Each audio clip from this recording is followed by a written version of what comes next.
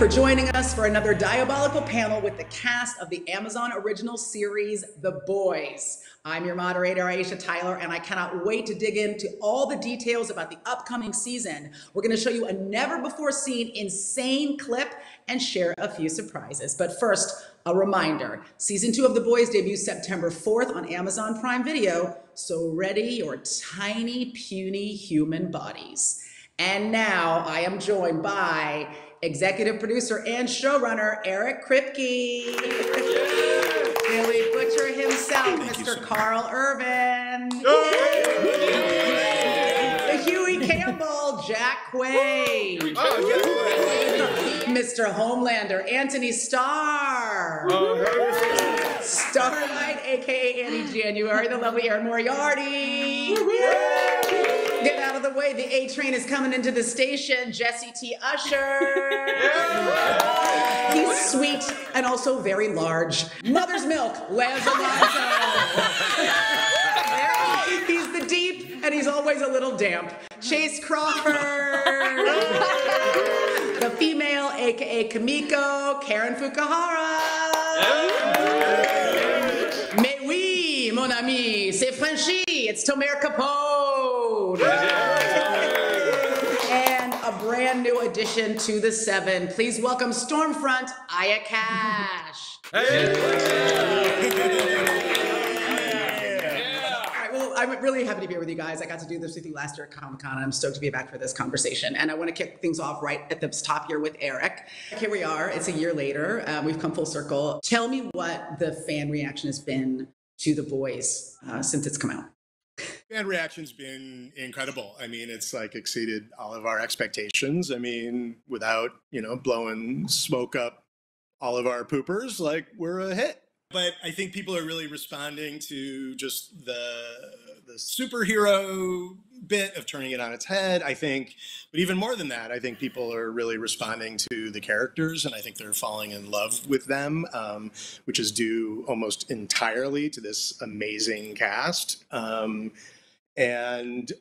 they're also reacting to like the satire and the social commentary, which we worked hard to layer in. So it's very, very gratifying that I think they're getting all the things we set out to put into the show. And, we're all so proud of it. So thanks to everyone at home watching. We really appreciate it. So when we pick up season 2, where are the boys and what's going on with the 7? Where do we find everybody? When we pick up season 2, it's a lot more intense. Like we worked hard to make season 2 crazier but also more emotional and higher stakes. So everyone's like in a really tight spot. The boys are wanted fugitives coming off of last season.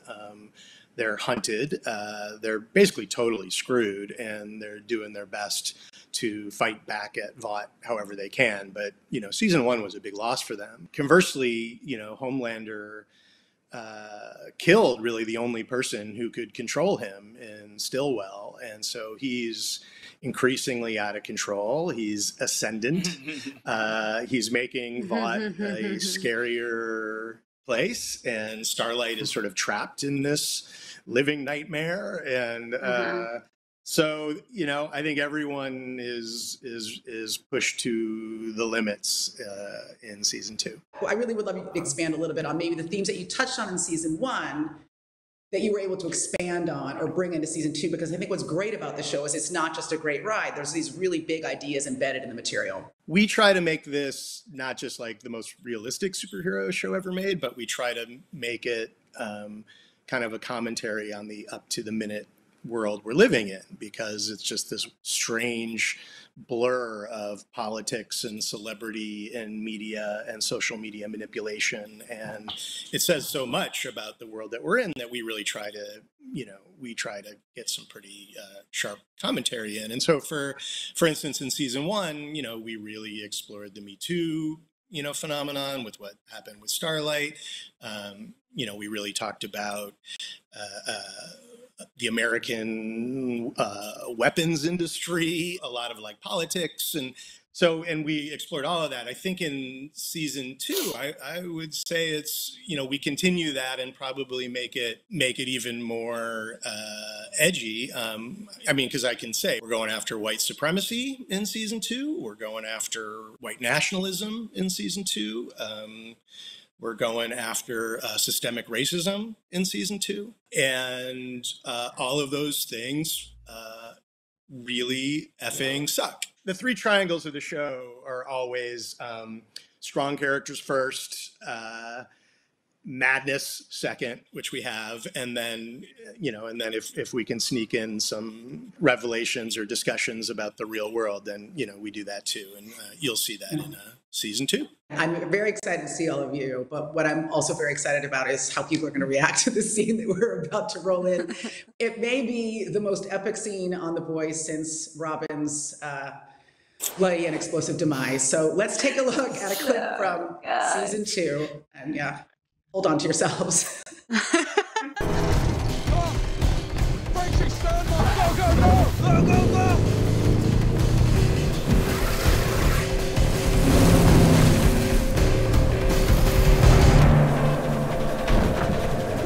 There! Head for the storm drain!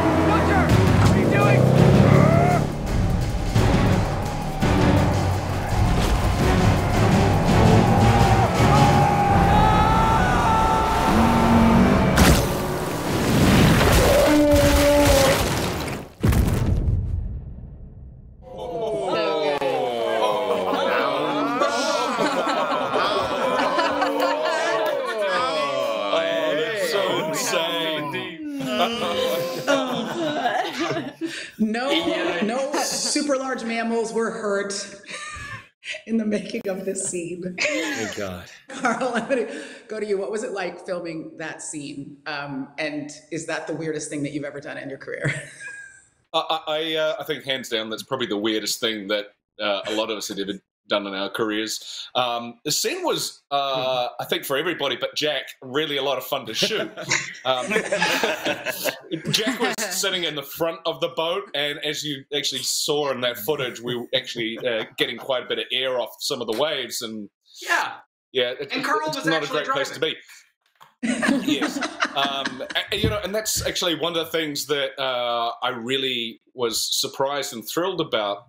The way that we shot that was, you had all of us actors in the boat, and we were actually doing it. We had a helicopter that was hovering, 80 to 100 feet in the air, flying along parallel with us and flying around us. And it's just, you never get to really experience that. We didn't, doing something for real anymore. It's usually like all done on a green screen, but we were actually out there in the water, doing horrendous speeds and having fun. Well, except for Jack, who wasn't really having fun.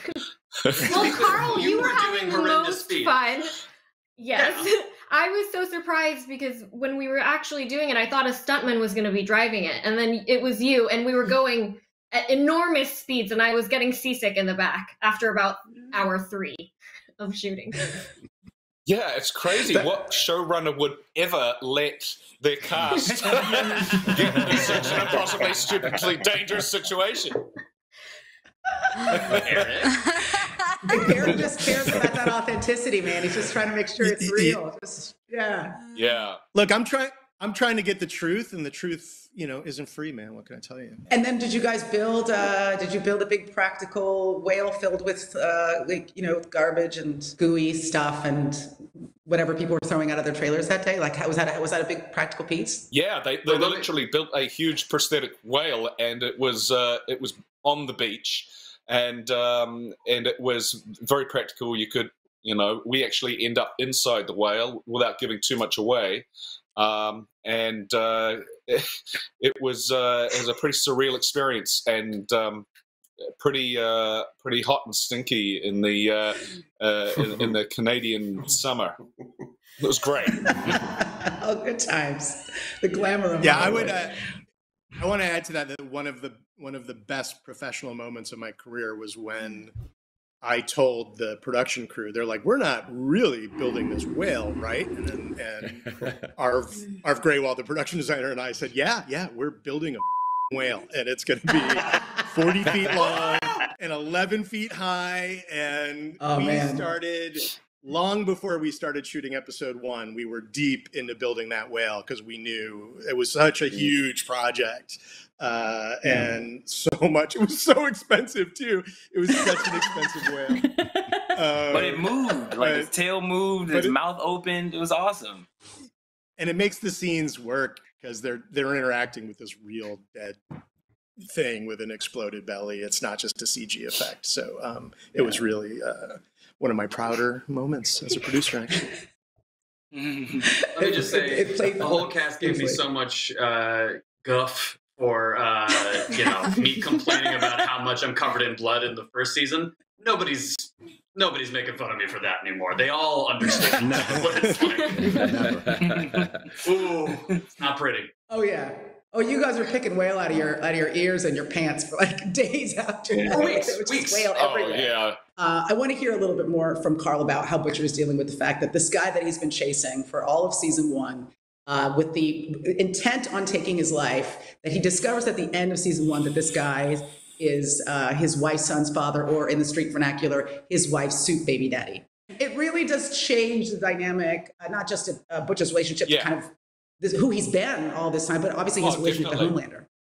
Yeah, no, definitely. I mean, the end of season 2 was a complete game changer for Butcher. It is a real paradigm shift. It changes everything going forward for him.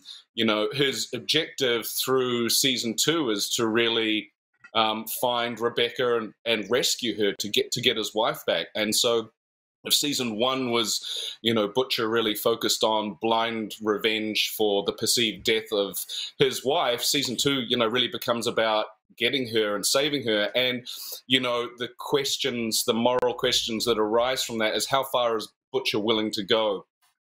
How much is he willing to sacrifice? And it's particularly pertinent coming off season 1, where we see that Butcher, would turn his back on the boys if he could inflict some, degree of pain and suffering on Homelander, on the Seven.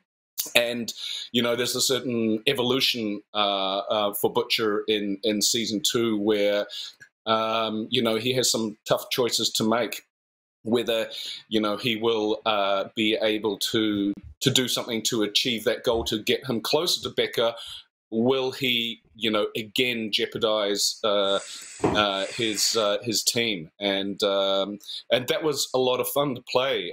Season 2 really, I think, has some very interesting pair-ups. I think I really enjoyed getting to work with Aaron and obviously and Starlight through season 2, which is such an unlikely odd couple pairing.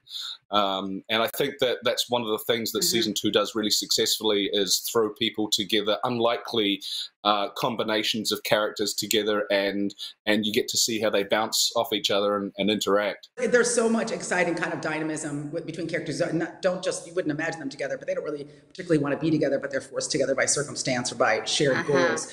But speaking of motherhood and mother's milk, Anthony, you have some of the strangest scenes.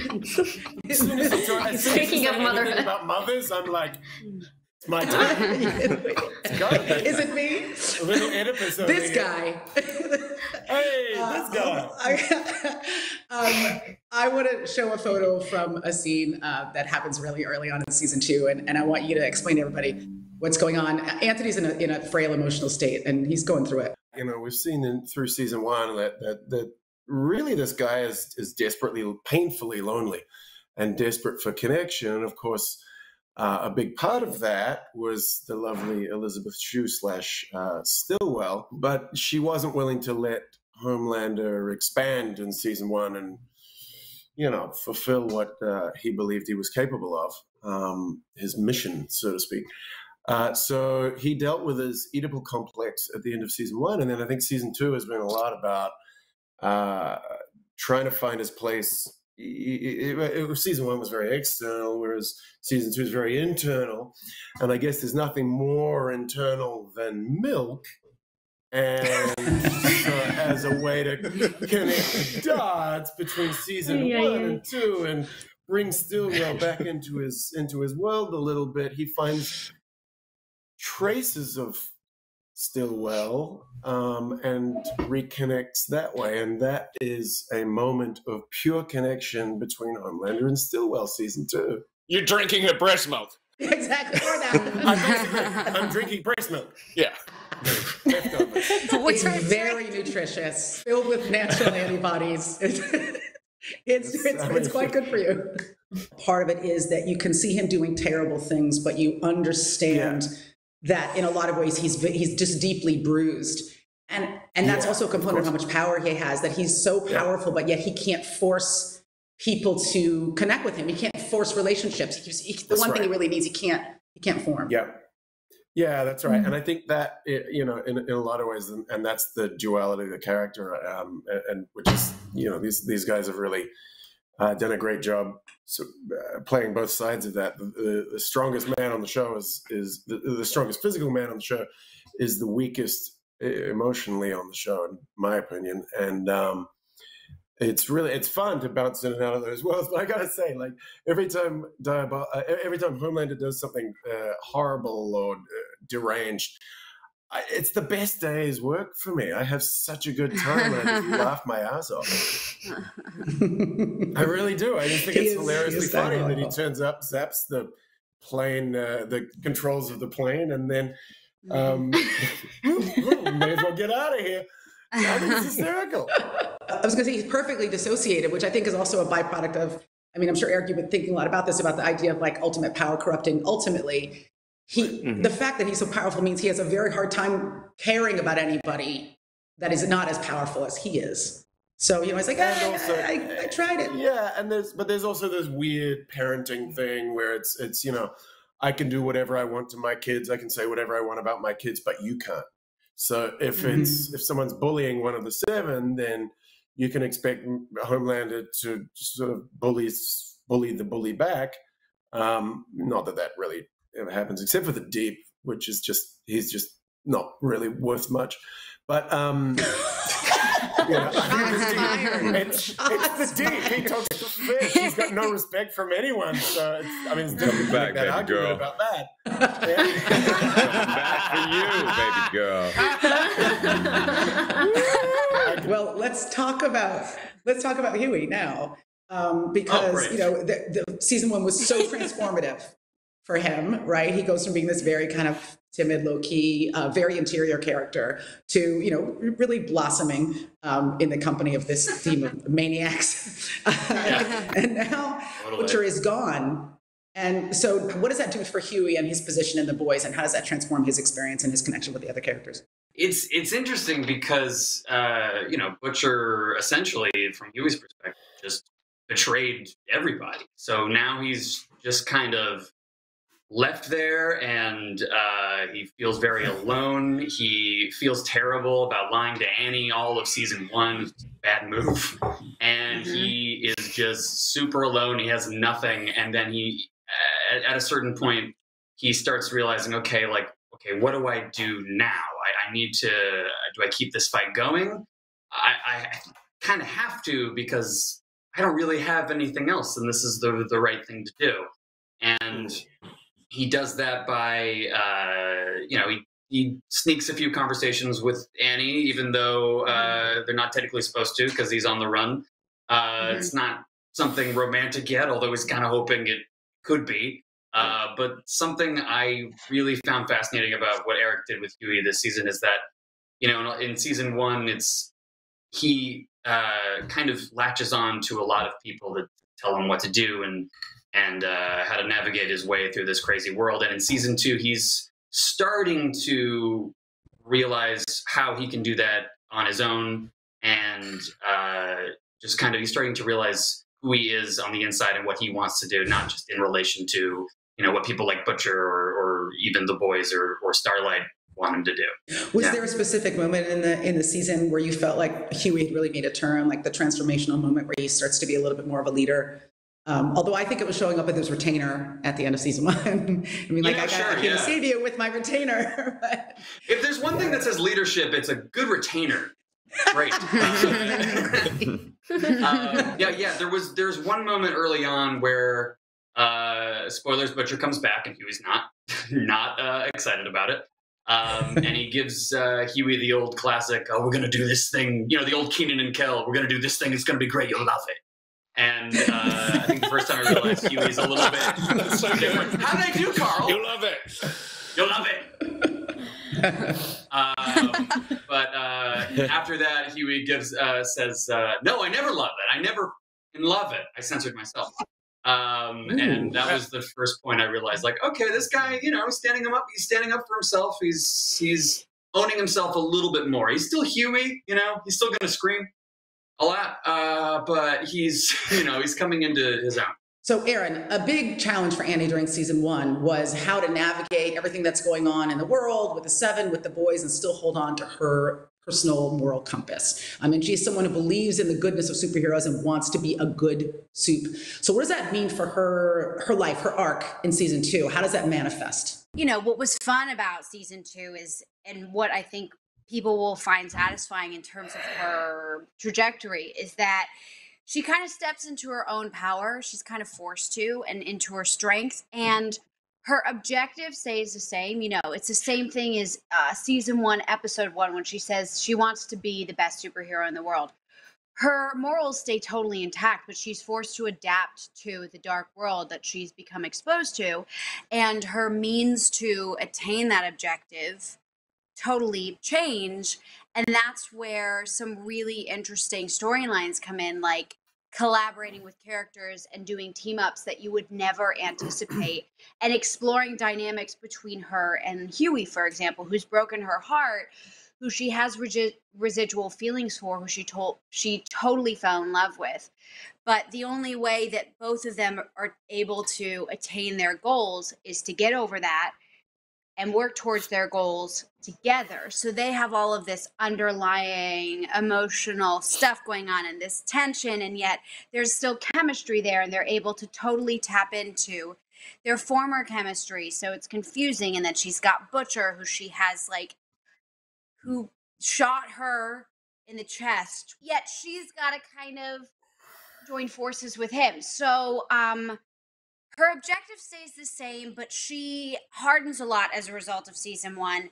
And what I found really kind of interesting to explore is a really thick wall goes up with her. That is inevitable when you take someone who's really earnest, naive and kind of gullible, and then they have their heart broken by every single person in their life that they love, by all the systems that they've believed in. And so she builds up a wall that's almost too thick to compensate for it, I think. And so beginning of season 2, that wall is up so thickly that perhaps she has, I don't know, she's still doing the same thing in terms of trying to save the world, but she's a little bit inaccessible.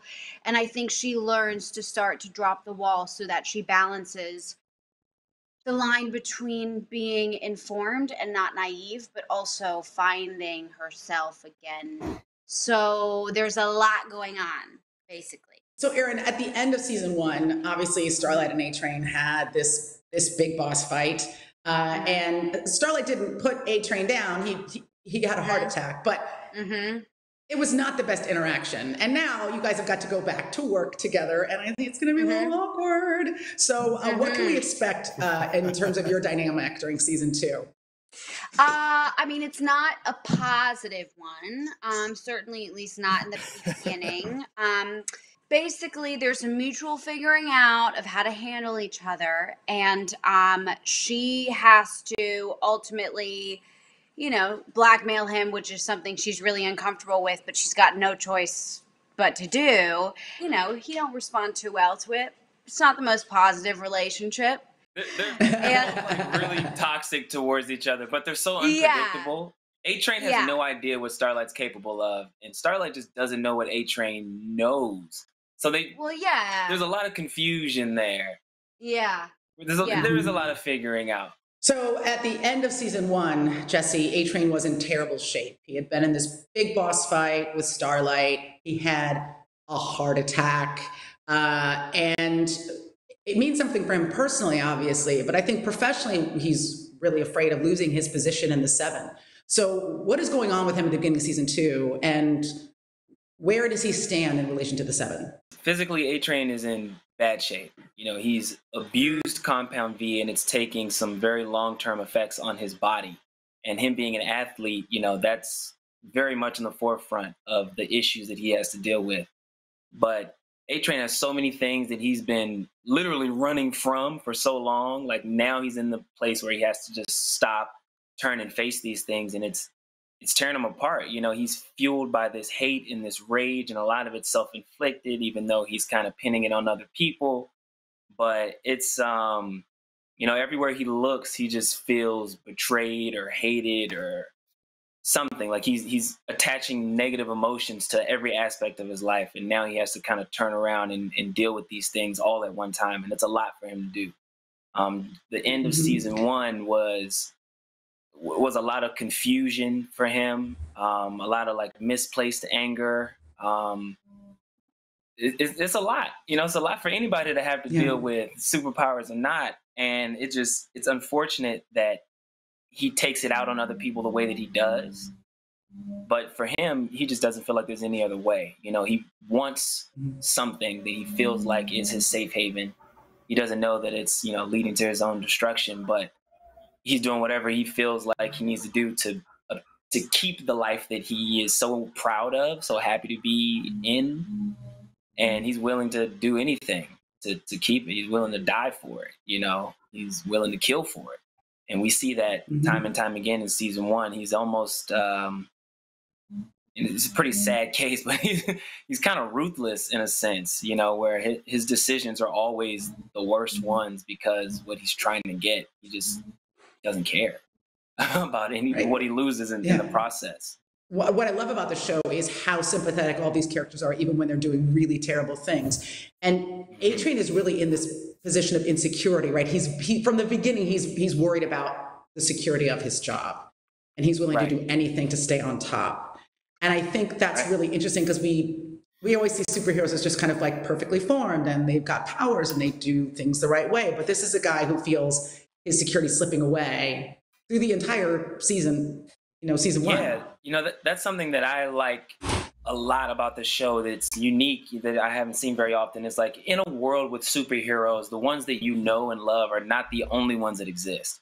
So for A-Train, having a power that, you know, what we'll learn is like, there's quite a few people who have the same ability as him. They might not be quite as good as he is, but, you know, that is always in the back of his mind. Is like, I'm not the only super speedster in the world.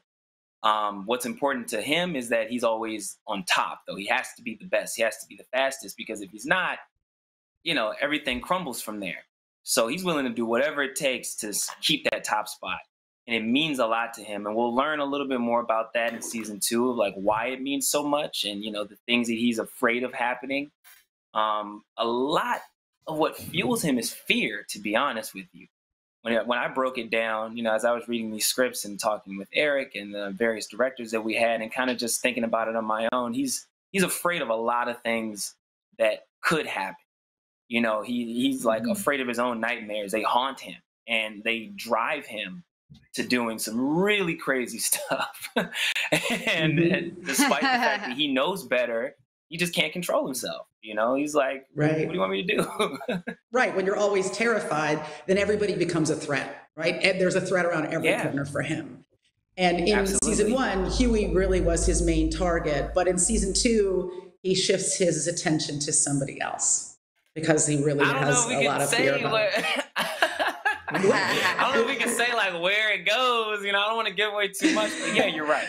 You're right. He is that guy who has a problem, and instead of dealing with the problem the way that it should be dealt with, he kind of takes it and he aims it at someone. And in season 1, he aimed it at Huey. And a lot of times people, you know, when I talk about this character, they ask me, like, did A-Train really believe that, you know, Huey killed his girlfriend? And it's like, no, he doesn't believe that Huey killed his girlfriend. He just needs someone to blame for his girlfriend being dead. And God forbid he blames himself. So he looks at Huey and he's like, you did this, you know, and you're going to pay for it. Hey, Huey, man, good to see you. Hey, man. But that's his way of like dealing, you know, is deflecting. And it's really unhealthy, but he just doesn't know a better way. Right. He has, I think, for someone who's been, you know, abusing Compound V for all that time, you know, you just start to kind of slowly make compromises, and rather than take responsibility for your own behavior, you blame it on other people, which is a pretty typical mindset when someone is struggling with addiction. He's so dependent on it. Yeah, exactly. He's so dependent on it. The addiction kind of takes over whatever clear mindset he would have had, and it blurs his vision to the point where the only thing that makes sense to him is keep running, keep going, don't look back, and, you know, don't deal. Just don't deal. And everything has been piling up. And then now in season 2 with this heart attack, he kind of, the physical aspect got snatched from him. And now he has to deal with the mental and the emotional state that he's in. All right, so I want to talk about Mother's Milk. I wonder how your character is going to navigate this in season 2. He's incredibly loyal to the boys, and with Butcher out of the way, he becomes kind of the anchor in a lot of ways and keeps everybody in line. But he also has his own goals, which may be at odds, I think, going forward. Yeah, no, I mean, it was interesting kind of working through with Eric. Why is Mother's Milk in the boy? If you really look at Mother's Milk as we find him in season 1, you know, he's got his family. He's got a daughter who he cares very much about. He's got a wife that he is tremendously subservient to. You know, he wants to make her happy. He cooks her tilapia for her. And, you know, why would he risk all of that to join this group of, you know, essentially misfits? You know, and what I loved is that, you know, Garth had taken this character and molded him after, in theory, after the crack babies, you know, of the 80s, where he was physically infected, you know, with an addiction to V because of his family's, you know, working in factories, and they ingested it and breathed it in, you know. But here in our version of the boys, in our ecosystem, you know, that's not the case. So what is he infected with? And Eric kind of, you know, beautifully like created this infection with being a fighter of freedom. You know what I'm saying? Like, that's what he's infected with, is risking what he has in the pursuit of justice. And, you know, even if it doesn't necessarily mean justice for him, but if it's justice for his daughter, who's the future, then it's worth the fight. And so I love that take on this character. There was a tremendous amount of emotional intelligence that I had to bring to this character, because what he had to be within this group was the voice of morality, to keep us from going so far over the edge where we might become as dark as the Soups, you know, so that we don't forget why we're here and what we're fighting for. So that's kind of the line that I try to always measure, is when we have a scene together as a group and we're planning what we're going to do, is, you know, morally speaking, you know, what would Mother's Milk do? You know, and try to kind of steer the group in that direction. Mother's Milk is like the physical manifestation of the moral soldier, of the guy who will go into a fight because it's the right thing to do. Almost none of the other characters on the show really have that same kind of internal moral compass. They're motivated by their own personal desires. But Mother's Milk is like, no, I'm loyal and I've got to do the right thing because that's just who I am. Yeah, absolutely. Yeah, when Butcher comes to him and says, we can put an explosive device up the anus of a superhero and blow that superhero up. Mother's Milk's like, that is what I need to do with my life. Right thing to do.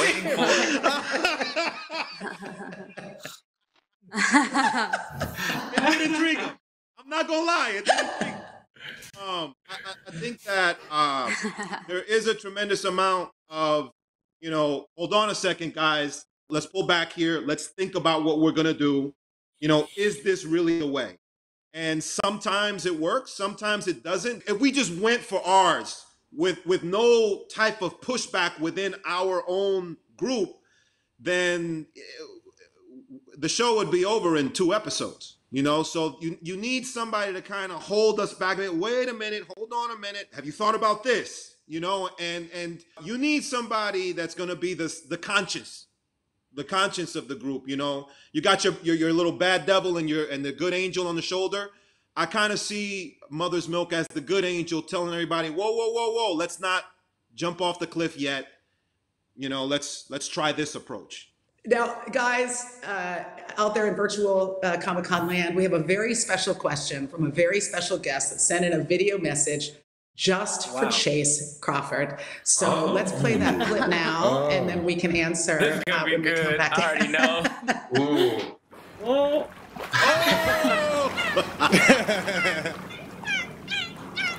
What's that, baby girl? Oh, yeah. Season 2 is way better, isn't it? Yeah. I think so, too. He's so cute. Yeah. Outrageous. I miss you, too. I miss you, too. Yeah. Twerking. I'll see you down the keys. She's twerking for you, Chase. Oh my God, I know. She was making it clap. I'll join her down the Intracoastal Waterway, down to the Florida Keys. Bring the lobster. Love me. That was a very attractive dolphin, and very, very verbal she was as well. Very vocal. Seriously, I think one of the most interesting and complex personal journeys on the show has actually been the Deeps. I mean, he's been the one who's really hit a true rock bottom. He's exiled from the Seven. He's alone in Sandusky, Ohio. He does what every teenager does when they've had a terrible emotional experience. He shaves his head. He's really going through it. I want to hear a little bit more about what your journey's like in this season. I know, but without giving any spoilers, you again have a really transformational experience in season 2 as well. Your character is really not just trying to find his way back into the Seven, but figure out who he is, I think, on some level. Yeah, I know you said it. I mean, my hair's back. That's the important thing. It's exactly. here. That's the most important thing. No, I mean, the first season, even the first couple episodes, I was with other actors, other characters, and but it's been very interesting being quite literally on my own journey, and I think being in Ohio was tough for him, a little bit like quarantine. He's started out making margaritas, and then he was drinking from the bottle, and then he was in a very, very, very dark place. And I think with someone like the Deep, I mean, he's not very self-aware.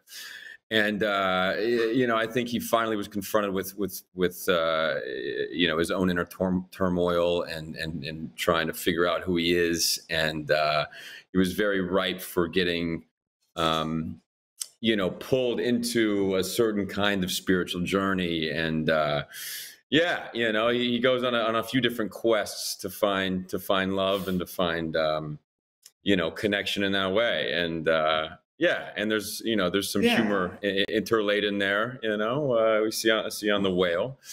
And it's interesting. I think he still wants to be back in the Seven. And it was fun.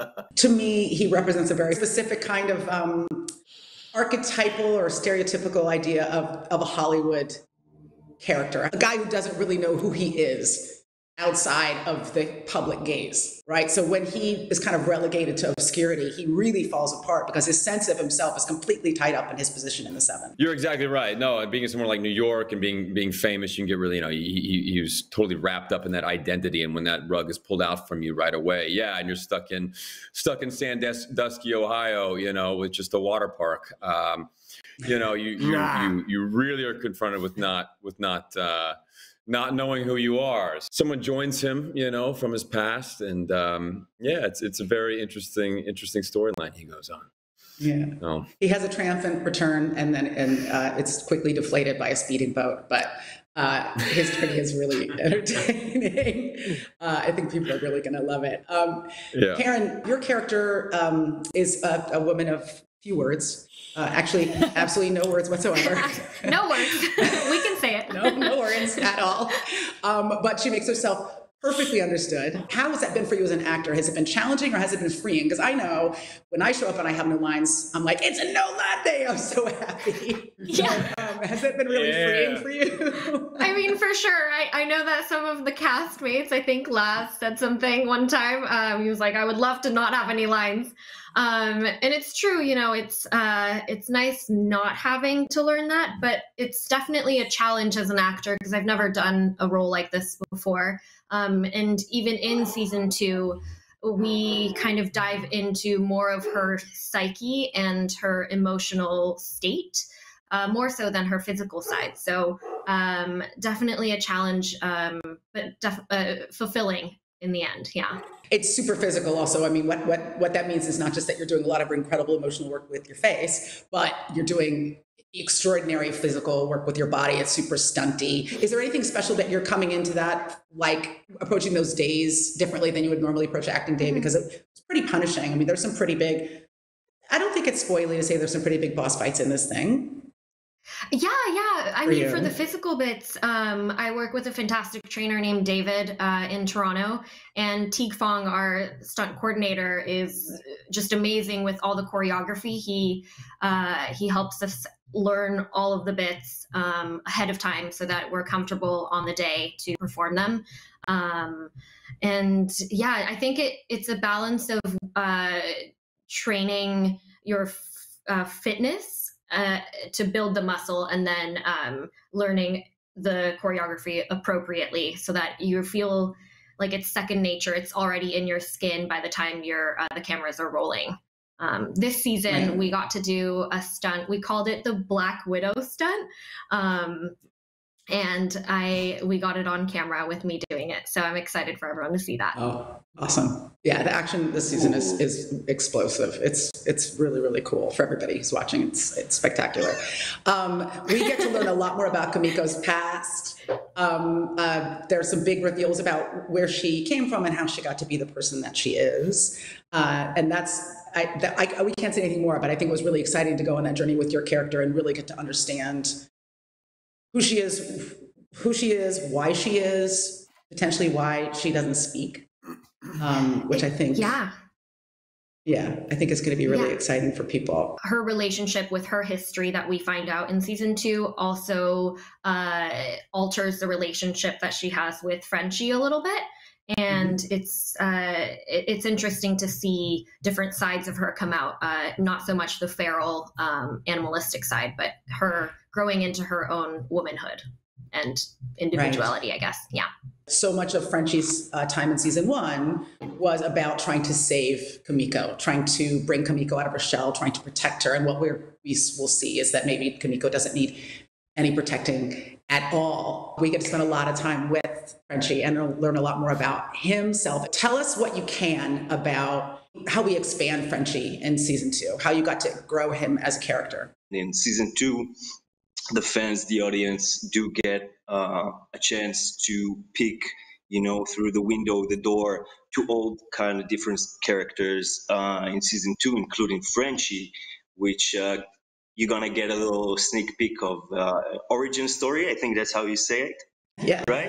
That's exactly right. Yeah. And I mean, those things to me as a kid, like being a comic book fan, or even just being a kid, or just being me, I love this stuff so much. Like the chance to get, to know a character, you're gonna get to know how Frenchie got into the boys like other characters did, and gonna even get to know his real name, which is really interesting. And it was exciting to me as an actor, and I can't wait fans to see that. Yeah, he goes on a real ride this season. He's been attached to Kumiko, like really he's been by her side this entire time. And because of her transformation, because of her growth, they have to separate a little bit and they have to figure out who they are on their own. And that's really difficult, I think, for Frenchie, because he's made her his mission for so much of this season. You're right on point. That's right. All season one, Frenchie did was kind of hang on to what he saw as the most beautiful thing he could, take care of, which was the female. And in season two, he can't take. I mean, she can't take it anymore. She got to spread her wings and start talking. Really, guys, not really. But and that puts Frenchie in a really, really, first of all, lonely spot, and second of all, he needs to deal with his traumas, and there's a lot of them. And that's what I love about this season so much. Again, the fact that, the stories are so well taken care of. I was just amazed by everyone's performances in this season and the way we just get, I think, so much deeper and further away. It was amazing. It was wonderful to watch that transformation for both of your characters, because I just felt like there was so much real emotion in that relationship and so much injury for both characters, and you really care about them. And then things explode, which is the best combination in a show. A little bit of tears, then something explodes. Perfect television.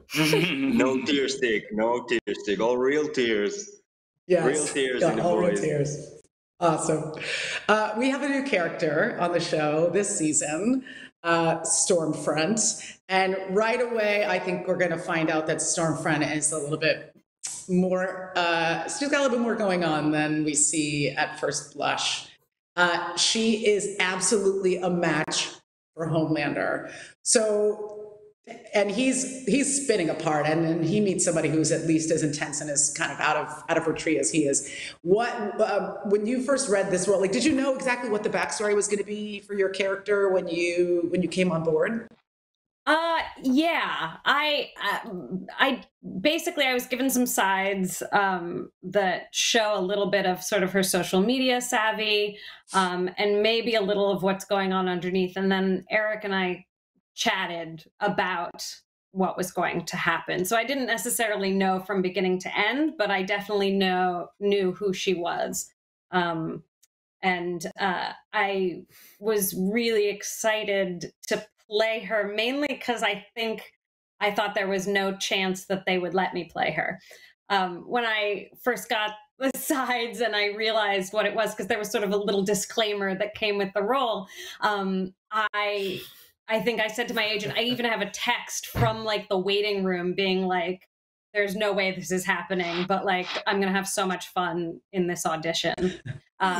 And so then he let me do it, which is exactly what I look for in a role, is something that I don't somebody think giving it to you? Yeah, basically a job. Me too. Me too. I think that's what we all want in a role, is getting it. Yeah. Right. I want to get paid. But I also, I look for things that I don't think that I'm necessarily good at, because I think that's the fun part about being an actor, is trying to do new stuff. And sometimes you run into people who are like, no, I can see the thing in you that's excited about this and that knows this, even if you're not necessarily the typical fit for what you would think of this role, for many reasons, some of which are obvious, like I do Zumba as a workout. I am not a kick-ass superhero. And then for some reasons that will sort of be examined or will be revealed later in the season. Well, you are killer in this role, and I think it doesn't spoil the show to say right away that when you come in, you're a different kind of female character than we've seen in the Seven. And one of the things I think that the show does beautifully, and Eric, is that you make people so complex and so likable, and then you know, you kind of exploit all of our loyalties, and without giving that up. I mean, when Stormfront comes in, she feels like this breath of fresh air. She's, you know, she's a badass. She takes no prisoners. She's not gonna take anybody's guff. And so you really love this character, like, off the bat, and you know, and then hilarity ensues. But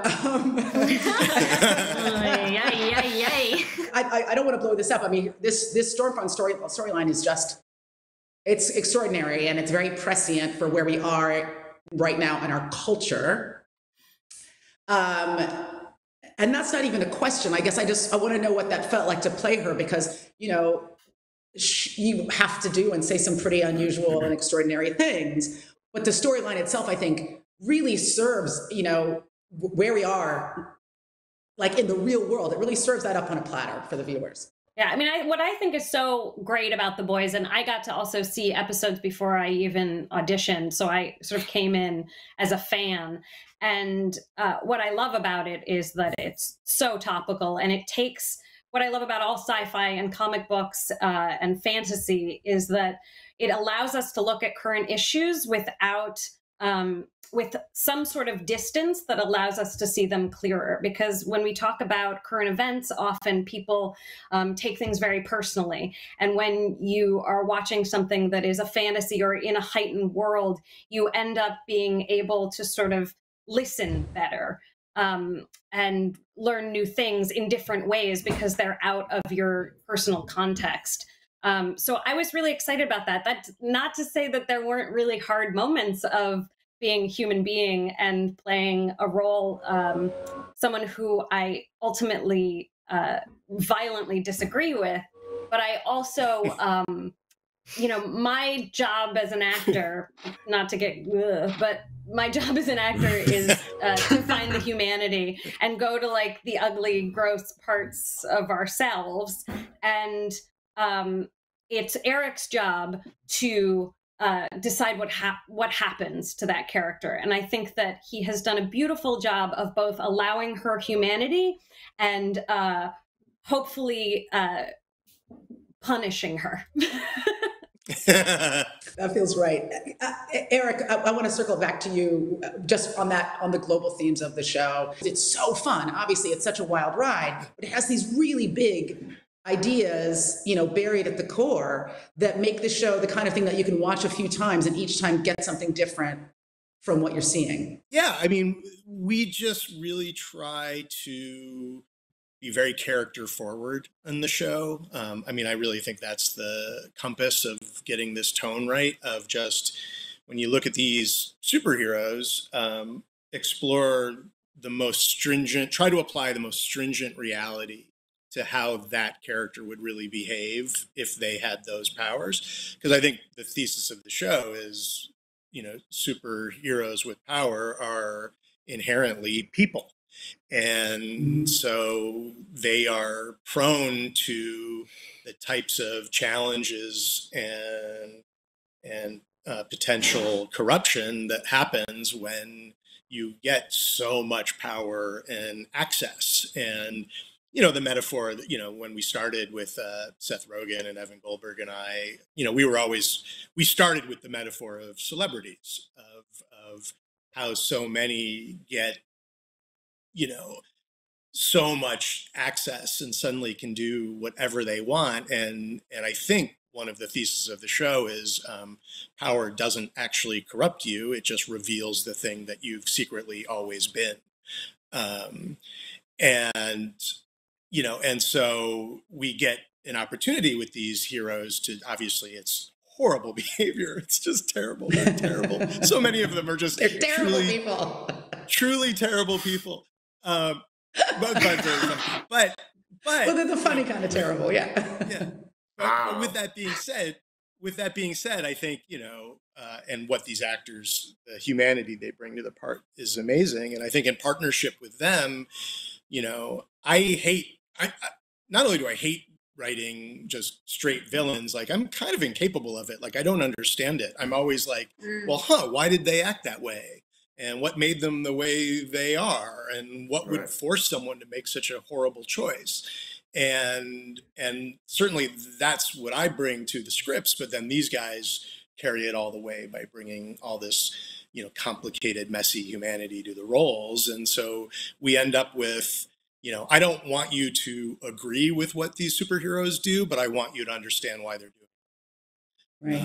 And I think that helps make the show a little more complicated. So I said earlier that I'm a big fan of the show, and I'm very excited about this next announcement. Here to tell you something that's going to be coming up for you and all of us fans of The Boys, our executive producers Seth Rogen and Evan Goldberg.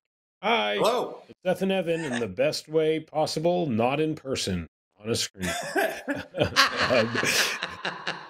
Thanks for having us. Yet still side by side. Exactly. We're one room apart from one another. This is a practical wall. Yeah, exactly. But yes, thank you so much for watching The Boys. Thank you so much to all our fans for watching the show. It's the greatest. We're just so pumped about it. It's a dream come true. Yeah, and because this show has fans and it is watched by people like you, they have decided to renew it yet again for a third season. So if you like The Boys, you got more of it. Thank God. We never know if things we make are going to keep moving on forward or just get shut down. This one's not shut down yet. No, exactly. When can we film season 3? Anyone's guess. Hope sometime this decade. But we don't know where, we don't know when, but we're going to do it. Exactly. Don't be surprised if you see a lot of superheroes in what are essentially hermetically sealed outfits that do not allow any of their breath to interact with anyone else's breath. It's just a wardrobe choice. Has nothing to do with the current climate. But thank you so much. We appreciate it. And we hope you enjoy the third season as much as you are about to enjoy the second season.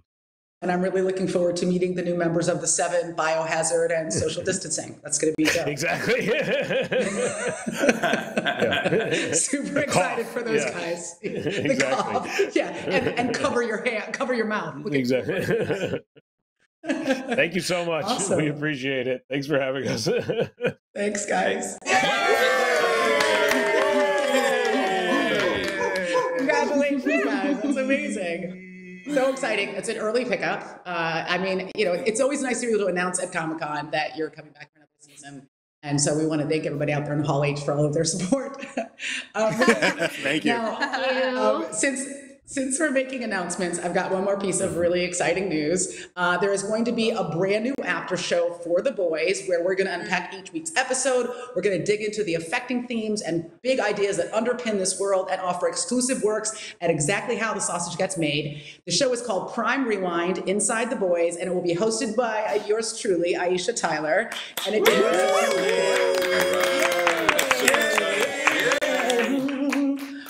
right after the show, and new episodes are going to post each week along with the series. And I'm really excited about that. As I said at the beginning, I love this show. I'm a big fan, and it's going to be so much fun to get to nerd out with you guys every week. And I just want to say that it was great to hang with you guys last year when we were getting ready for season 1 to come out. I'm a big fan. I'm thrilled to be here with you again. I'm looking forward to doing this back after season 3. In San Diego, hopefully. Yes. CB free and back in effect. Because it's a great show, and it's not just entertaining, but I think it's one of the most thoughtful superhero shows out there. So I'm thrilled to be a part of this.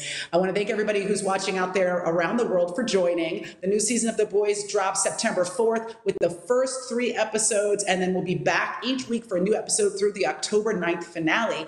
And every week, Prime Rewind Inside The Boys is going to drop so that you can hear and talk and discuss with all of us the themes, the big ideas, and the crazy moments that occur in season 2. I've seen the entire season. It is a doozy, and in the immortal words of Eric Kripke, the pooper hits the fan. So everybody check out the new season of The Boys, and we'll see you this fall. Thanks for watching, everybody. Right. Thanks.